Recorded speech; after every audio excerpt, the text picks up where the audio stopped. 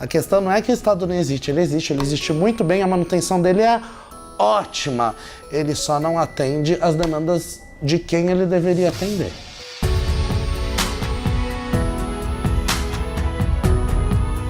As pessoas não deixaram de fazer política, elas deixaram de acreditar provavelmente em alguns mecanismos, alguns rituais da política.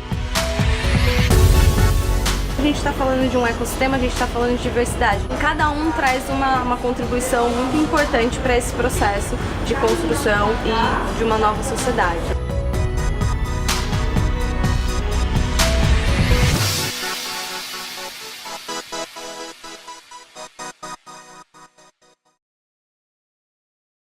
Gangsta, moro, de calça bombeta, camisa preta, ostar minha folha de guerra, de dentro da vaga filmada, tomando vinho, ouvindo beat, desta ruma, festa, evento, concentração. Aí você vê jovem preto de favela, poderia ser assassinado, poderia ser ladrão, poderia ser várias coisas. A gente vem trabalhando para que isso não aconteça, para que a gente não abrace essa armadilha do sistema. Rima fatal, da leste a todos, mano, salve. O São Mateus Movimento surgiu há 10 anos atrás aí, através de um trabalho que a gente buscou estar fazendo junto com o grupo OPNI, através da capa do CD do grupo Rima Fatal da Leste. Eu sou um articulador cultural da Quebrada, produtor, MC, professor de capoeira e outras coisas mais que a comunidade necessita. Tem aula de dança, samba rock, forró, tem raciocínio lógico, tem letramento digital, tem bateria, tem violão, tem a escola de rock, tem grafite e tem capoeira. 10, vou falar pra vocês assim, 10 atividades, 10 oficinas constantes que tem semanalmente. E o que faz a gente estar fazendo isso é buscar essas coisas pra fora e trazer pra dentro, tá ligado? Sem medo de ser feliz, sem esperar um muito obrigado, mas entender que o povo favelado, periférico, ele tem toda a inteligência que qualquer ser humano de qualquer outra região tem, entendeu? Ele só não tem as oportunidades, então a gente busca oportunidades fora e para trazer para dentro. E a cada dia que você tem que um compromisso com o seu povo, você acorda super feliz e quer cumprir com esse compromisso e depois ver o sorriso da criança. Ver as pessoas no dia a dia, conforme você vai andando, as pessoas querendo que grafita o muro dela, cantores da comunidade querendo cantar nos eventos, pais querendo colocar os filhos nas oficinas. Então essas são as melhorias que a gente vem conquistando. Tudo começou numa intenção muito objetiva, que era mapear. Nós temos ali o São Mateus em Movimento e a intenção era as pessoas que vinham de fora saber como chegar até nós. E a gente falou, não, sigam as ruas grafitadas e vocês chegarão até nós. Meu nome é Fernando Macário, eu tenho 39 anos, sou morador aqui de São Mateus, precisamente Jardim 9 de Julho. Estamos aqui no Vila Flávia, que é uma área que eu procuro e atuo por uma questão de mais, no meu ponto de vista, de maior necessidade. Hoje eu sou um dos contribuintes do coletivo São Mateus em Movimento, faço parte do Favela Galeria, que é tudo isso que vocês vão ver, todas essas obras ilustradas nas paredes, porque quando você fala sobre galeria de arte, sempre vem à tona aquele espaço físico fechado, restrito, principalmente para quem vem de periferias, porque poucos têm esse interesse. Então essa talvez seja uma das nossas intenções, a gente trazer esse interesse em descobrir o que é arte, o que é cultura e o que isso tudo contribui em mudança. Tudo é política, toda relação é uma política. E quando a gente traz o grafite como uma ferramenta, mais do que política, de um modo geral, é uma ferramenta que envolve a política social local. Então é algo que, através dessa ação, o grafitar de um muro e o evento gerado em torno disso mostra uma política social de mudança, de relacionamento. Pessoas que moram às vezes um ao lado ao outro não se relacionam, e quando a gente simplesmente para fazer um grafite, essas pessoas saem, olham uma para as outras, existe uma ligação. Isso é política. Olha só, normatizou, é só. Então aí eu acho que o marketing ficou aberto, então aí daqui a pouco, mano, vai chegar. A gente tenta enriquecer a quebrada. E a gente não quer nada com isso, além de simplesmente fluir de ação. Resultados virão, é como plantar uma árvore. A semente, depois de colocada no solo, ela leva tempo. E tudo que a gente vai fazer, talvez o resultado a gente venha a ver em outras gerações. Mas a gente tá fazendo. Quem quiser pode chegar, o Mac tá aqui. Pode chegar, tá tudo aberto, é tudo nosso, então entende. Então é isso, basicamente isso aí. A gente estamos trabalhando com aquele conceito. Ainda há esperança, né? Que é, inclusive, o que me trouxe a fala foi esse painel que temos à frente, né? Como diz a própria música daquele excelente grupo de rap, né? Racionais MCs. Tenha fé porque até no lixão nasce flor, hein? Fé em Deus que ele é justo, hein, irmão, nunca se esqueça. Na guarda, guerreiro, levanta a cabeça, truta onde estiver, seja lá como for. Tenha fé, porque até no lixão nasce flor. Ore por nós, pastor, lembra da gente no culto. As iniciativas de inovação política das periferias, elas estão atuando diretamente na ausência planejada do Estado, né? Então, são direitos que são assegurados pela Constituição, mas na prática do cotidiano eles não estão sendo executados. Então essas iniciativas trabalham como laboratórios de direitos constitucionais, né, trazendo luz e potência e iniciativas e soluções criativas para esses problemas estruturais, né, que são desde o racismo, sexismo, homofobia, até questões de trabalho, renda, né? Então todos esses direitos que a gente vê na Constituição, que acabou de fazer 30 anos, essas iniciativas, esses coletivos de inovação periférica estão trabalhando para isso ser executado na prática, ser garantido mesmo. Os coletivos surgem em decorrência das contradições que existem na sociedade.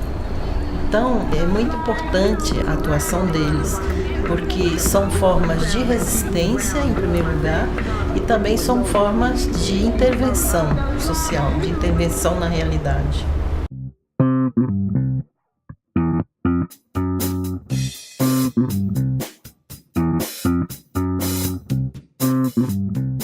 A arte, ela não é encarada como arte quando ela é na periferia, mas se ela é na Vila Madalena, ela é arte. O Criarte é uma escola que funciona, tem um processo de 6 meses, de um curso bem profundo mesmo, que a gente quer desenvolver várias áreas técnicas e as áreas emocionais também voltadas à criação. O Criarte surgiu de uma vontade de acessibilizar essas ferramentas de criação visual. Em 2015 eu tive acesso, eu recebi uma formação, né, em criação gráfica lá no Campo Limpo. E depois que ela terminou, ela passou a não existir, né? E aí eu fiquei me perguntando por que essa formação foi acontecer tão tarde e por que esses espaços eles não existem, né? E aí foi nesse projeto, inclusive, que eu me conectei com a Franciele mais pra frente, né? Acho que em 2017, que foi ano passado. E aí eu contei dessa minha vontade de trabalhar com jovem, e ela trouxe essa vontade de criar alguma coisa, né? Quando você vai comparar, assim, políticas públicas dentro de um critério artístico e dentro de um critério de criação visual, você se pega pensando em várias coisas, que é tipo, mano, a periferia, ela é toda artística, ela tem cultura, e aí você tem que trazer de fora, né?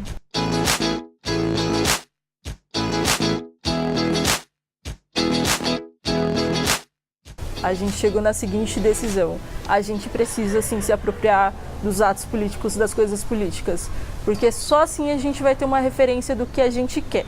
A gente está falando de pessoas, a gente está falando de lugares, de território, de contextos em que essas pessoas estão inseridas, então a gente acredita que a gente está falando de política também. E a gente está falando de arte na periferia, né? Sim. É muita política, é muita desconstrução ali desde o início, desde do primeiro módulo que a gente fala isso, né? Dessa desconstrução do conceito do belo, dessa desconstrução de que a arte tá da ponte para lá, né?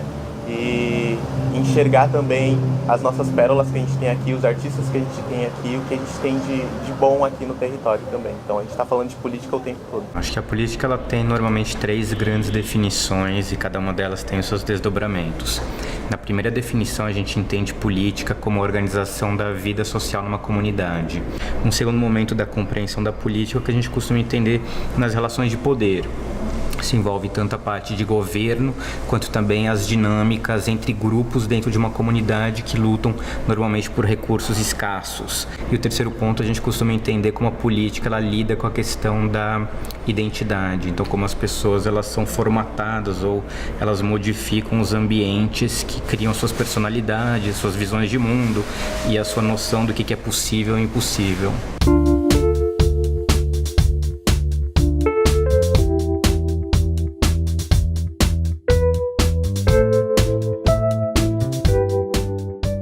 Periferia é essa que não está registrada nos livros acadêmicos, que não está registrada nos jornais, que não está registrada na internet, né? E que a gente visa mostrar para esse jovem.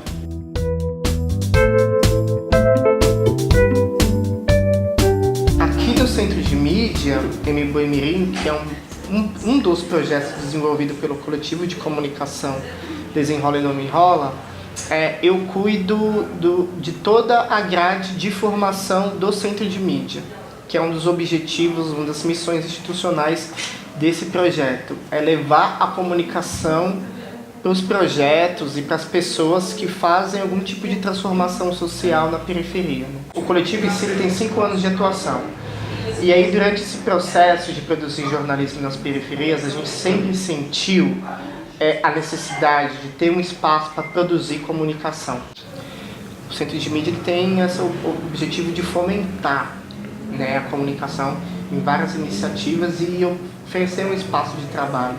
Mas quando a gente pensa em juventude e política, a gente desenvolveu há 5 anos o Você Repórter da Periferia, que é um curso que acontece aqui dentro do Centro de Mídia.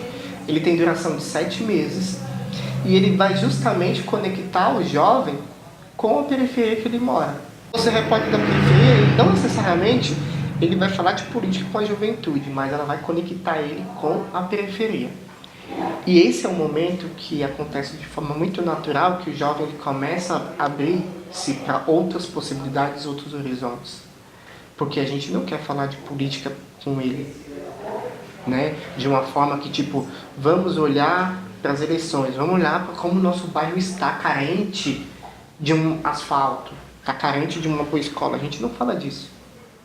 Mas a gente vai falar quais iniciativas de educação popular existem no seu bairro, quais são os saraus que tem do lado da sua casa, quem são os espaços de teatro que estão surgindo ao redor do lugar que você mora, como que você se conecta com isso, você enxerga isso?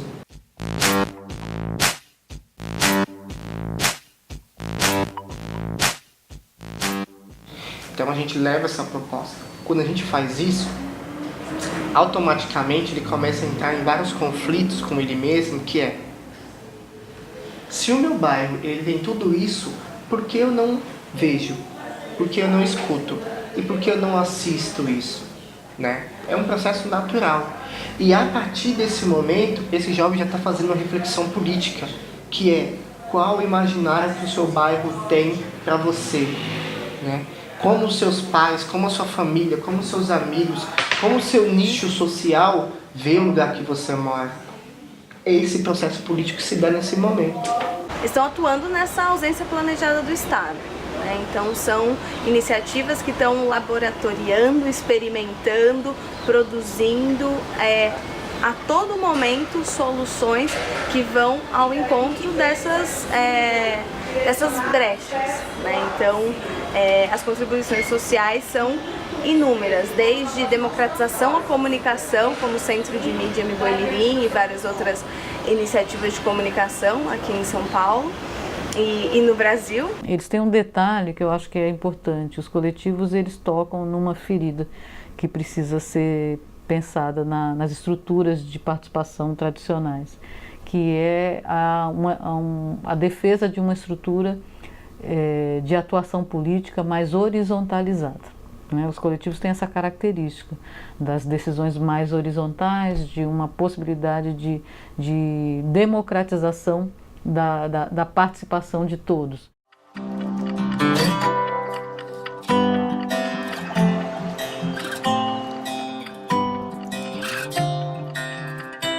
Projetos como esses são projetos que têm um fundo de sobrevivência, né? Que é isso, é um espaço que eu tenho 20 guris a menos que vão espancar uma travesti mais pra frente, sabe? Eu tenho 20 jovens LGBTs que não estão ali na rua para ser agredido ou que não estão dentro das suas casas e podem ser assassinados.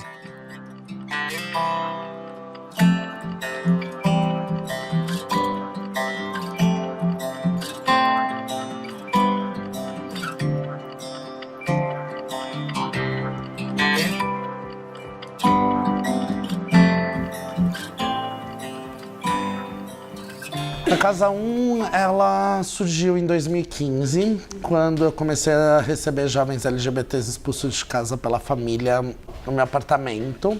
Eu já fazia Airbnb e eu recebia pessoas em casa que eu não conhecia.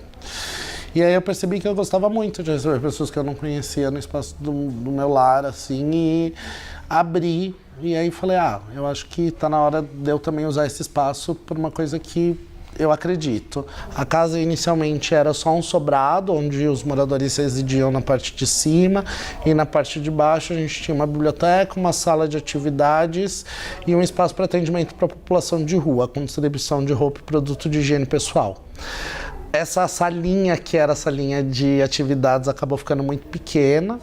Então a gente, em outubro, de 2017, a gente aluga um galpão na quadra de baixo da casa, onde a gente passa a ter 2 salas de aula grande, um ateliê, um salão de atividades, para a gente ter mais programação.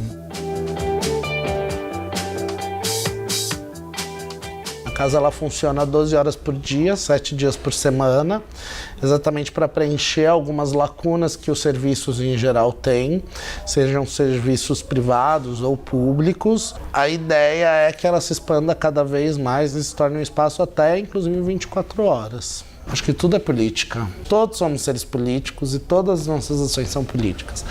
Eu acho que política e cultura são 2 coisas que estão muito mais ligadas do que a gente imagina, né? Então, um ato político e um ato artístico, para mim, ambos têm o mesmo papel, que é desempenhar processos de reflexão e de mudanças estruturais. A casa, ela é uma obra de arte e ela é também um espaço político e é um ato político. Assim como acho que tudo que promove mudanças e mudanças positivas. Só o fato de ter a criança correndo com a travesti, com a velhinha do bairro na aula de costura e as conversas, e tem hora que eu fico olhando e falo, é isso que minha vida virou, né? Mas é isso já é muito gostoso, e permitir e ver o crescimento e acompanhamento e ver a saúde florescendo é muito interessante. É isso, você vê as pessoas saudáveis financeiramente, mentalmente, clinicamente.